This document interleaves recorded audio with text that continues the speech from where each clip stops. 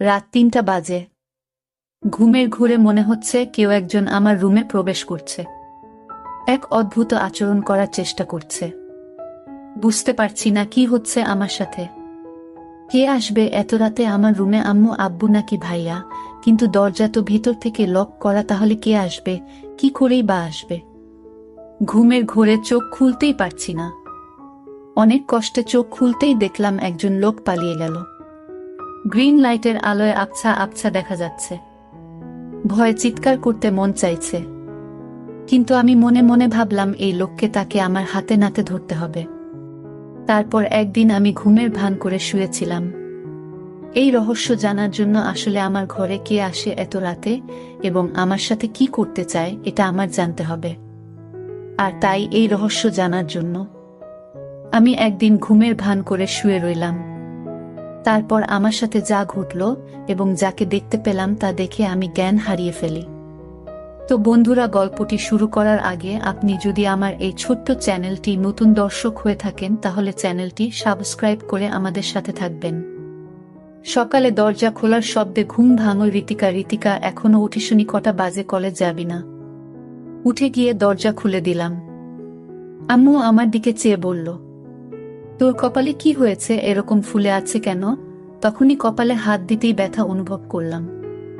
কালকে ঘটনাগুলো মনে পড়লেই গলা শুকিয়ে গেল। বুঝতে পারলাম না স্বপ্ন নাকি সত্যি ছিল, কিন্তু এতটা ভুল হবে? কে লোকটা ছিল? এরপর কি হলো কিছুই তো মনে নেই। না, কিছুই ভাবতে পারছি না। আম্মু আমার উত্তর না পেয়ে, কিরে কি হয়েছে? কই কিছু না তো, কিছুই হয়নি। তুমি যাও, আমি ফ্রেশ হয়ে নিচে যাচ্ছি। আমাকে কিছু না বলেই রুমে চলে আসলাম। এসে ভাবতে লাগলাম কে আমার রুমে আসলো, কি করেই বা রুমে ঢুকলো। আমি জানালা দরজা লাগিয়ে ঘুমাই। নিজেই নিজেকে প্রশ্ন করতে লাগলাম। মনের ভিতর হাজারো প্রশ্ন, কোনো কিছুই মাথায় ঢুকছে না। ভাবতে ভাবতে ফ্রেশ হয়ে এলাম। রুমাল দিয়ে মুখ মুছে আয়নার দিকে তাকাতেই দেখলাম মুখটা অনেকটাই ফুলে গেছে। হঠাৎ ড্রেসিং টেবিলের সামনে একটা কাগজ চোখে পড়ল। কাগজটা নিয়ে পড়তে লাগলাম। এটা ছিল তোমার শাস্তি, আমাকে কষ্ট দেওয়ার শাস্তি, আমার থেকে দূরে থাকার শাস্তি। এই 3টা মাস আমি ঘুমাতে পারিনি। তুমি আমাকে ঘুমাতে দাওনি। আমাকে কষ্ট দিয়ে তুমি শান্তিতে ঘুমোচ্ছে। চিঠিটা পড়ে মুখ শুকিয়ে গেছে। সবকিছু যেন গুলিয়ে যাচ্ছে। কি হচ্ছে আমার সাথে কিছুই বুঝতে পারছি না। কে এই লোক? কি চায় আমার কাছে? সবকিছু মাথার উপর দিয়ে যাচ্ছে। রাগে মাথা ফেটে যাচ্ছে। উনার ঘুমে কি মই দিয়ে আসছি নাকি? কত বড় সাহস! ওকে তো আমি সামনে পেলে মেরে ফেলব। কিন্তু বুঝতে পারছি না লোকটা কে। আমার তো তেমন কারো সাথে দেখা হয়নি। ভাবতে ভাবতে আম্মু আবার ডাকছে নাস্তা করার জন্য। নিচে ডাইনে গিয়ে দেখলাম আব্বু বা নাস্তা করছে আর আম্মু খাবার সার্ভ করছে। আমার পরিচয়টা দিয়ে দেই। আমার নাম ঋতিকা। আমি কলেজে পড়ি। আমি খুবই শান্ত একটা মেয়ে বললে ভুল হবে। একটু একটু দুষ্টুমি করি। আমাদের সিঙ্গেল পরিবার, বাবা মা ভাইয়া আর আমি। আমাদের ব্যবসা আছে, ওটা আব্বু দেখাশোনা করে। আর ভাইয়া সিলেট জেলায় আনসারের চাকরি করে। যাই হোক, গিয়ে বসলাম নাস্তা করতে। বুঝতে পারছি না ঘটনাটা সবাইকে বলবো কিনা। বললে হয়তো টেনশন করবে, থাক বলি না, হয়তো কেউ মজা করছে। কিন্তু কালকের ঘটনা তো মজা হতে পারে না। এসব ভাবছি, বাবার ডাকে ঘোর কাটে। কি হয়েছে? না খেয়ে খাবার নাচ্ছিস কেন? আর কি এত ভাবছিস? না কিছু হয়নি বলে খাবার খেতে শুরু করলাম। পাশ থেকে আব্বু বললেন, জ্বর আসছে নাকি মামুনি? এরকম দেখাচ্ছে কেন?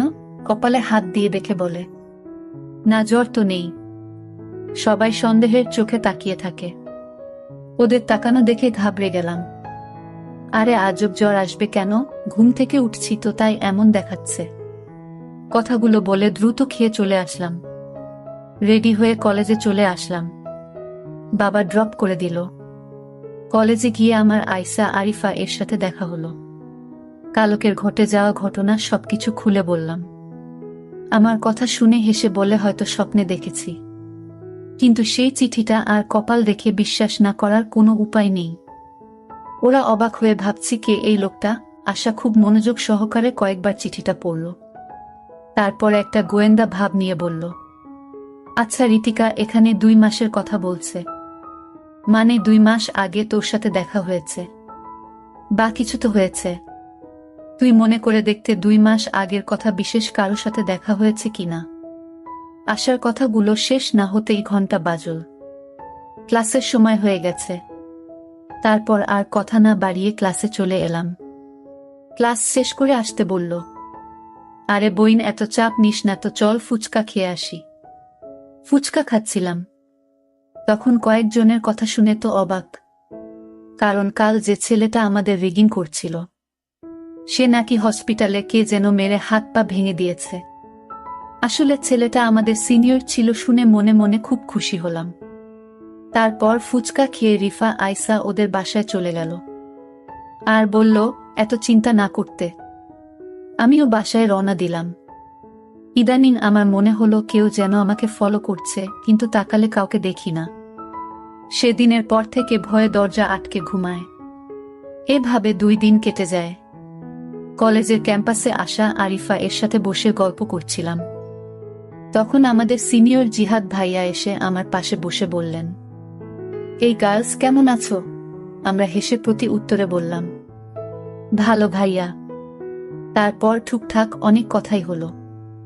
আমরা অনেক সময় বসে গল্প করলাম। ভাইয়া অনেক মজা এবং খুবই ভালো একজন মানুষ, দেখতে খুবই সুন্দর। কলেজের অনেক মেয়ে লাইন দিয়ে পড়ে আছে ভাইয়ের পিছে, কিন্তু ভাইয়া কাউকে পাত্তা দেন না।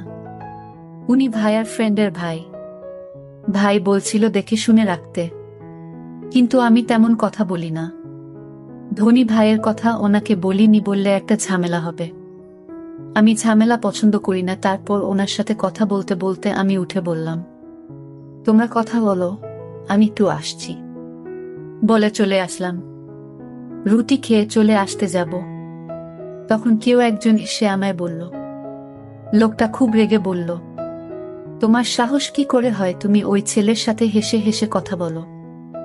আমি কিছুই বুঝতে পারলাম না। বললাম, আমি যার সাথে ইচ্ছা তার সাথে কথা বলবো। আপনার কি সমস্যা? আপনি কে বলেন? সাহস তো কন্যা শুন। লোকটার মুখে মাস্ক পরা খুবই চেনা চেনা লাগছে, কিন্তু লোকটাকে চেনার কোনো উপায় নেই। লোকটি বলতে লাগলো, কেন ভয় পাচ্ছে কেন? অনেক কষ্টে তোমায় খুঁজে পেয়েছি, আর হারাতে দেব না। না, কথা শুনে ভয় করছে, আবার রাগও লাগছে। আপনি এখানেও চলে আসছেন আমাকে মারতে? তার মানে সেদিন রাতে আপনি আমার রুমে এসেছিলেন আমাকে মারতে? তো না মেরে আমার সাথে দুর্ব্যবহার করার সাহস হয় কি করে হলো? বজ্জাত ছেলে। মেয়েদের দেখলেই কথা বলতে মন চায়। আর করবেন নাই বা কেন? মানুষকে মেরে ফেলাই তো আপনার কাজ, এটা আর কি এমন বিষয়? তো মেরে ফেলেন আমাকে এখনই। শাহিন, এভাবে কিছু করার তো কোনো মানে হয় না। চোখ বন্ধ করে কথাগুলো একদমে বলে ফেললাম। চোখ খুলতেই উনার চোখের দিকে তাকিয়ে আতঙ্কে উঠলাম। রাতে আমার রুমে এই লোক যায়, কিন্তু তাকে ঠিক চিনা যাচ্ছে না। কিন্তু এই লোকটিকে চেনার জন্য আমি প্রতিদিন রাতে ঘুমে ভান করে শুয়ে থাকি, কিন্তু ইদানিং আসে না।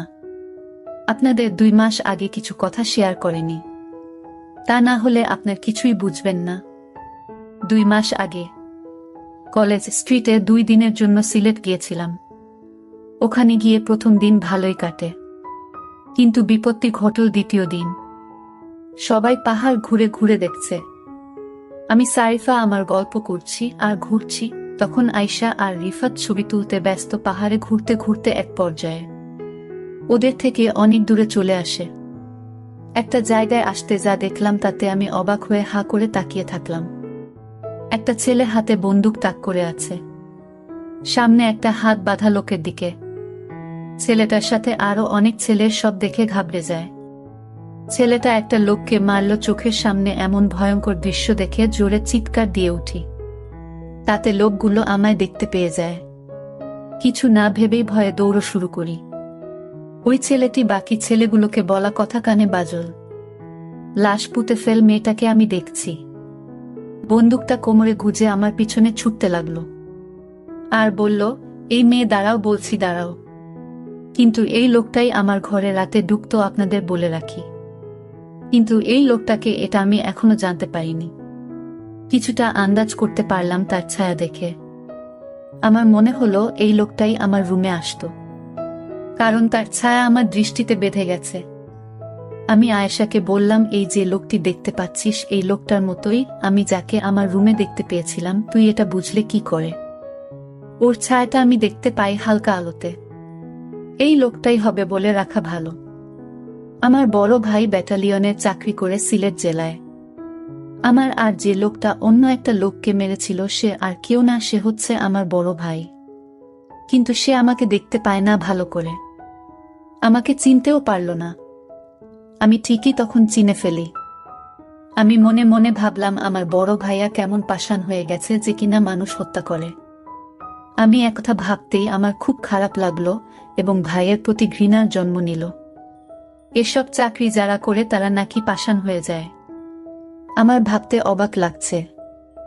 যাই হোক, আমরা একদিন দূরে ঘোরাফেরা করে বাড়িতে চলে আসলাম। আমি কিছুতেই ভাইয়ের মানুষ মারার দৃশ্যটা ভুলতে পারছি না।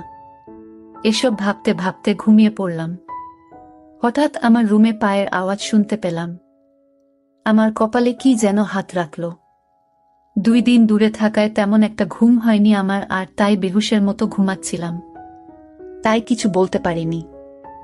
হঠাৎ যখন অনুভব করলাম আমার রুমে কেউ এসেছে, তখন চোখ খুলে দেখি কেউ নেই, কিন্তু পায়ের চিহ্ন রয়ে গেছে ঘরে। পায়ের চিহ্ন, এটা আমার খুব পরিচিত মনে হলো।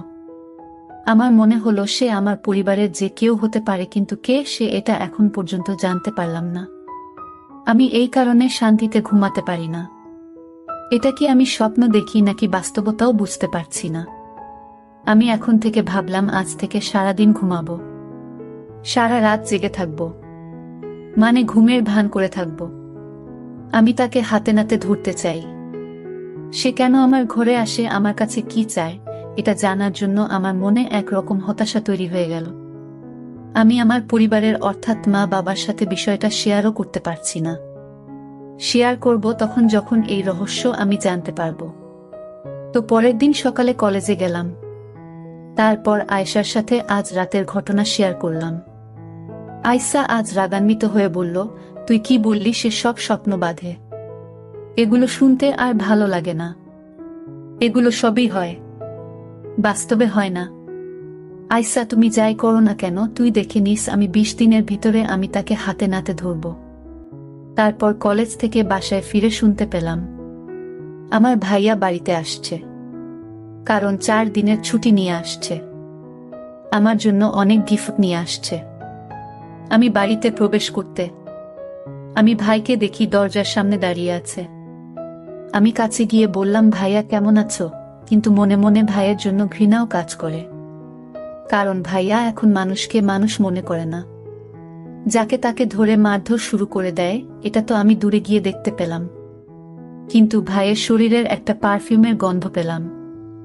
আমার রুমে রাতে যে আসতো তখন একই পারফিউমের গন্ধ পেলাম। আমার যেন ভাইয়াকে সন্দেহ হতে লাগলো। কিন্তু ভাইয়া আমার ঘরে কেন আসবে? আবারও মনকে প্রস্তুত করলাম, রাতে ঘুমাবো না। আমি ঘুমের ভান করে থাকবো, দেখব কে আসে আমার রুমে এবং কি চায় সে। ঠিক মতো আজও ঘুমের ভান করে শুয়ে রইলাম। রাত তখন প্রায় 2টা বাজে। তখন আমার রুমের জানালা দিয়ে আমার ঘরে প্রবেশ করল। আমি চোখ বুজে রইলাম। তারপর ধীরে ধীরে ঘাটের পাশে বসল। আমার গলায় 2 লাখ টাকার স্বর্ণ দিয়ে তৈরি আমার গলার হার। যখন লোকটি আমার স্বর্ণের গলার হার ধরে চুরি করে নিতে চাইল তখন আমি ভয়ে কাঁপছিলাম, কিন্তু সাহস করে নড়াচড়া করেনি। তখন লোকটি হাতটা টান দিয়েছে পকেটে নীল, আর তখনই আমি তার সাথে ধরে চলতে লাগলাম চোর চোর। কিন্তু সে আমার মুখ চেপে ধরল। তারপর লোকটার মুখের দিকে তাকিয়ে দেখি সে আর কেউ না, সে আমার বড় ভাই তুহিন। ভাইয়া, তুই আমার রুমে আমার স্বর্ণ চুরি করতে আসছে ভাইয়া। তোকে ভাইয়া বলতেও আমার ঘৃণা হচ্ছে। তখন ভাইয়া বলল, আরে আমায় কিছু বলতে দেবে না, আমি ইচ্ছা করে চুরি করতে আসিনি। তুই তো জানিস না আমি চাকরি করে মাত্র 15,000 টাকা পাই, আর সেই টাকা তো আমার বাড়িতে পাঠাতে হয়, বাবাকে হিসাব দিতে হয়। আমি একটা বড় বিপদে পড়ে আমি তো স্বর্ণের হার চুরি করতে বাধ্য হলাম। শোনো বোন, আমি একটি লোককে মেরে ফেলি। আর তাই আমার চাকরি নিয়ে টানাটানি শুরু হয়েছে। উপরের সব বলেছে, যদি তুমি 1 মাসের মধ্যে 2 লাখ টাকা না দিতে পারো তাহলে তোমার চাকরি থাকবে না। কিন্তু এই কথা যদি বাবা শুনে তাহলে বাবা স্ট্রোক করে মারা যাবে। আর তাই আমি কাউকে জানাইনি।